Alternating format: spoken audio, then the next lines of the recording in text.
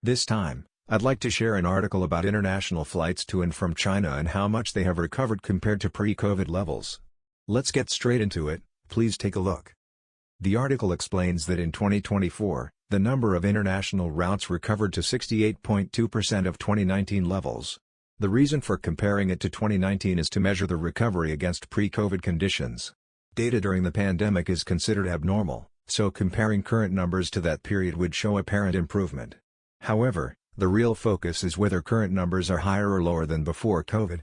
Looking at the 2024 figures, international flights in China are still performing poorly at 68.2% compared to pre-pandemic levels. As for traveler numbers, the data available through the third quarter of last year shows they've recovered to approximately 63% of 2019 levels. The recovery rates for international flights and traveler numbers are thus roughly aligned. Nevertheless, both are still far below pre-COVID levels. The headline figure of 68.2% refers to the recovery of the number of international routes connecting Chinese and foreign airports. If we look at the actual number of flights operating, the recovery rate is 74.18% compared to 2019. While this is closer to recovery, it still remains significantly below pre-pandemic levels. When broken down by airline type, there is a notable difference. Chinese airlines have recovered 88% of their pre-pandemic flights, while foreign airlines have recovered only 58%. Whether this trend continues or reverses in the future remains to be seen. Now, let's take a closer look at North America. The recovery rate for flights between China and North America is shockingly low at 21.5%, just about one-fifth of the pre-pandemic level. That's a significant drop. Regarding Japanese travelers, while the article does not provide specific data on flights, it mentions that the number of tourists has dropped to around 40% of pre-COVID levels. Although this is a steep decline, the situation in North America, where demand has plummeted, is even more extreme. Why have international flights and tourism decreased so much? To summarize, one major factor is inconvenience.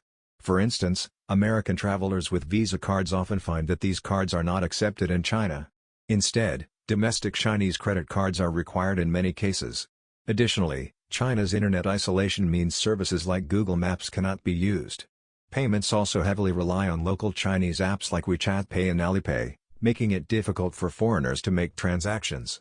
Many people are hesitant to install these apps on their devices, worrying about data security. Japanese travelers face similar challenges. But why are North American flights down so drastically? The main reason seems to be that China is perceived as a dangerous country. Many travelers from North America see no compelling reason to choose China as a travel destination.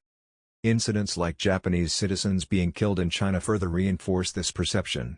If China feels unsafe for Americans, it is even more so for Japanese people. However, there is a difference in how governments and media handle this. For example, the U.S. government provides its citizens with clear warnings about the risks of traveling to China. These include arbitrary detentions, exit bans, and cases where individuals are detained without clear reasons, often accused of espionage.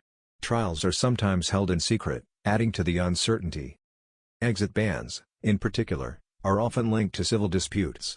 For instance, when business disputes arise between Chinese and foreign companies, Chinese firms might use exit bans as leverage, saying, "You'll need to comply with our terms to leave the country." While the U.S. government has issued warnings about these risks, many Japanese people are unaware of them, likely due to insufficient reporting by Japanese media or a lack of government action. This has resulted in Japanese travelers still going to China in relatively high numbers, even though the number has decreased to about 40% of pre-pandemic levels.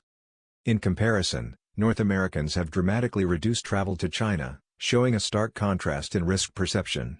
It seems that Japanese travelers either lack access to information or are compelled to travel for business reasons. The broader issue may lie in how Japan's government and media prioritize their actions. Unlike the U.S., which actively warns its citizens about risks abroad, Japan appears to downplay these dangers, possibly prioritizing relations with China over the safety of its people. This disconnect is part of a larger problem where Japanese policies and decisions often fail to put citizens first. In conclusion, while travel between North America and China has plummeted, Japan still sees a relatively large number of people traveling to China. This highlights the need for better information dissemination and stronger government action. That's it for today's discussion. See you in the next video.